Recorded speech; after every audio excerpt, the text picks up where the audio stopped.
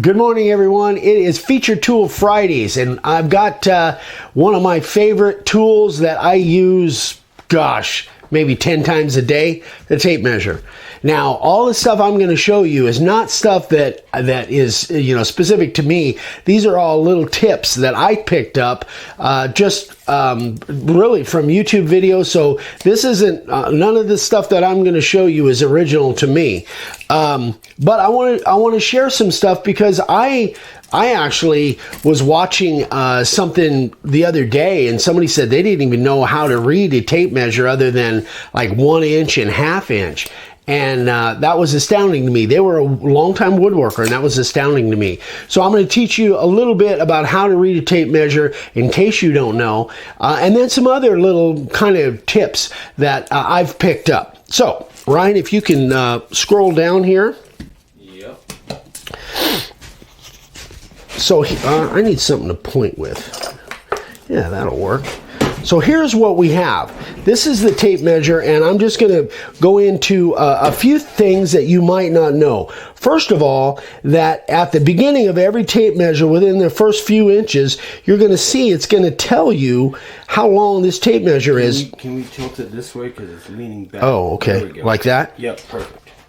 So most tape measures will tell you how long that tape measure is right at the beginning, because the side of the tape measure is, let me just scroll over here. This thing may get messed up or peel off or whatever. So this is, that's something that I didn't know, that I just picked that up the other day. The other thing is, you'll see that when you get after 12 inches, then you've got in red letters numbers up here, numbers in red, and that will tell you that rather than going just 17 inches, you could say 1 foot 5 inches, 1 foot 8 inches, whatever. So that, again, this is simple stuff that most of you know, but when it comes to actually reading these little tick marks here, so we know that 5 to 6, we know that that's 1/2 inch. That's halfway in between 1/2 inch. The way I figure it out is, okay, so 1/2 of 1/2 is 1/4. So this would be 1/4 inch, and 1/2 of 1/4 inch is 1/8 inch, and 1/2 of 1/8 inch is 1/16 inch, and then in between there is 32nd inch. Now up here, you don't have the 32nd, so this is a little plainer to read. So this is 1/2 inch, 1/2 of that would be 1/4 inch, 1/2 of that would be 1/8 inch, and 1/2 of that would be 1/16 of an inch. So that's sometimes I have to count over what they are, but I know every 2 is 1/8 of an inch. So, it's really a lot less intimidating than most people think. But again, 1/2, 1/4, 1/8, 1/16. It's pretty simple when you just kind of do the division that way. So that is one other thing. Let me see. Okay. So another thing is, everybody knows, or most people know. Yeah, I'll stop it right there. Most people know that every 16 inches, because of studs in walls, every 16 inches, and that says stud right there. But this is something that I just picked up just recently. Look at right there. There's a black diamond. And that black diamond, every 19.2 inches, you're going to see a black diamond. And this is on almost all tape measures. I had no idea what that was for. What that is for is actually for floor trusses. And when you're doing studs, and when you have a 4x8 sheet, let's say this is a 4x8 sheet, okay? 4 foot by 8 foot. Most drywall and all of that stuff go up on walls on 16-inch studs, and 16 inches goes perfectly into this 4 foot dimension. It actually goes good into an 8 foot dimension too. But with floor trusses, and this is literally floor trusses, what you put your flooring on, what happens is, most of the time, or a lot of the time, they were done with joists, like 2x6 joists, 2x8 joists, whatever. I'm not a building contractor, but you have joists. But now they make these things that are called engineered trusses, and you've seen them.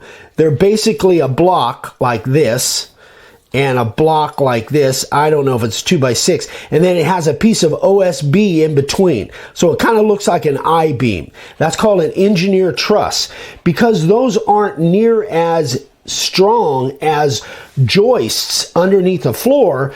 Rather than when you go the 8-foot dimension, let's turn this in the 8-foot dimension, rather than just putting joist at every 2 feet, every 24 inches, now they say these engineer trusses have to be 5 per 8-foot length. So not 24 inches apart, but 19.2 inches, because 5 goes into 8 feet.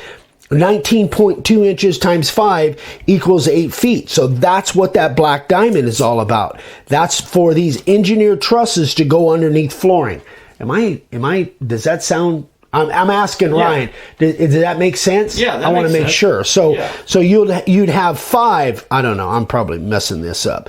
You'd have 5 of these engineered trusses, whereas if they were joists, then you'd only need 4 because the joists are stronger. But that's what so every 19.2 inches, and if you go out far enough, which I'll see if I can take this out to 8 feet.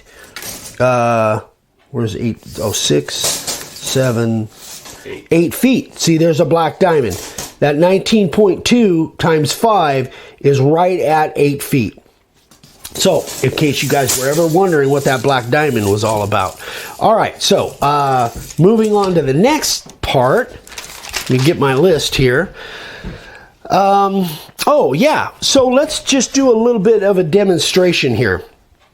Let's say, and a lot of you already know this, but that little slot on the end of that tape measure, that is really made to just hold down.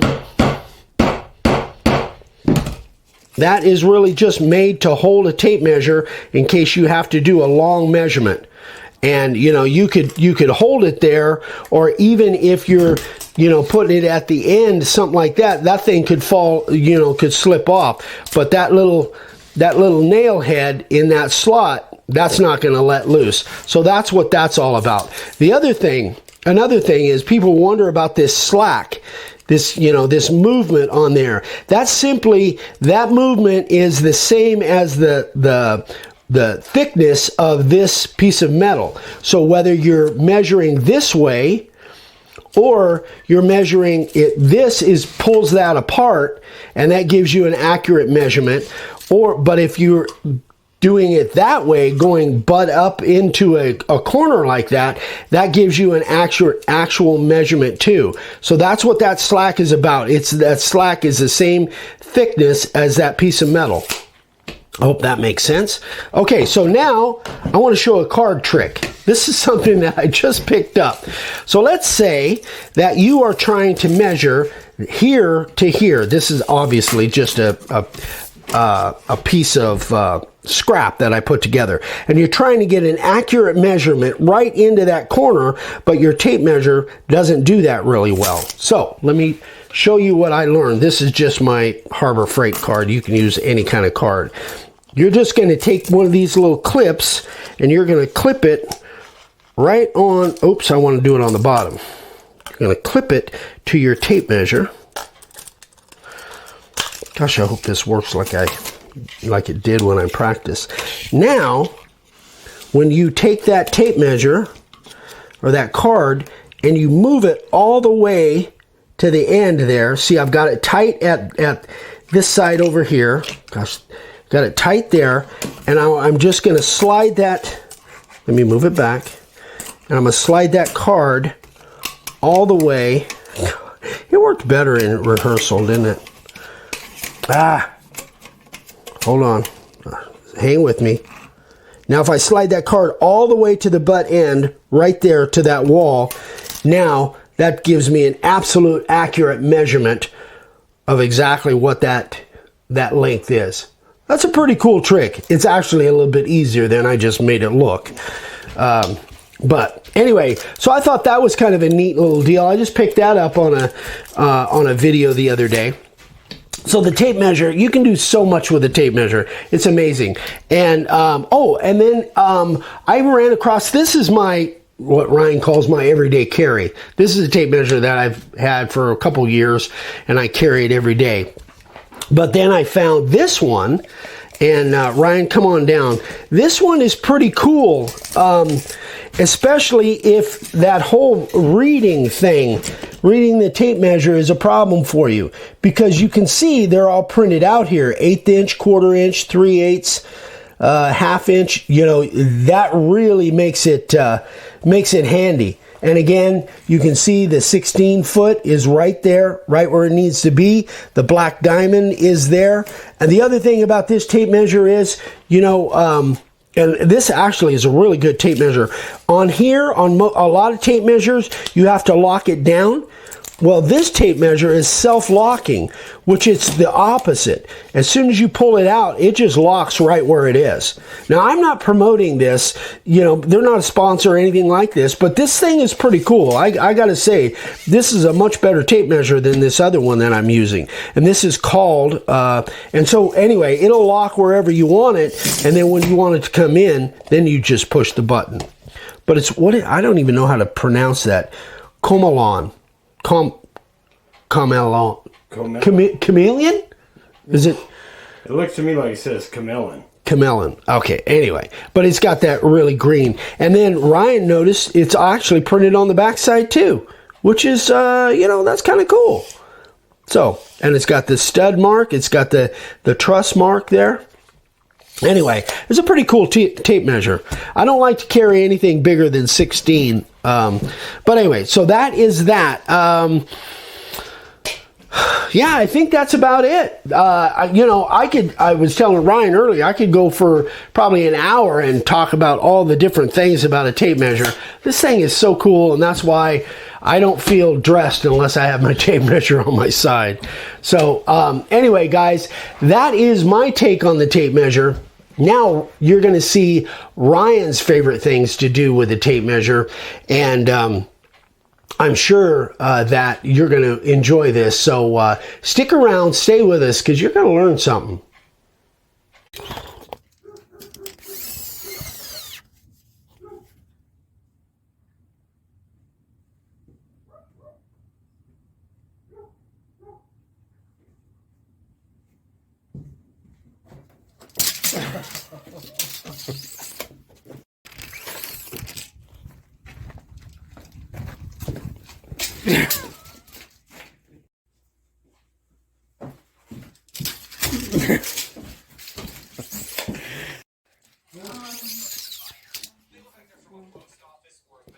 And so the trees are it looks like they got blossoms going on. Wow. Yeah. Freaking cool. That's great. Hey, that's my tape measure. All right, so we're taking the price.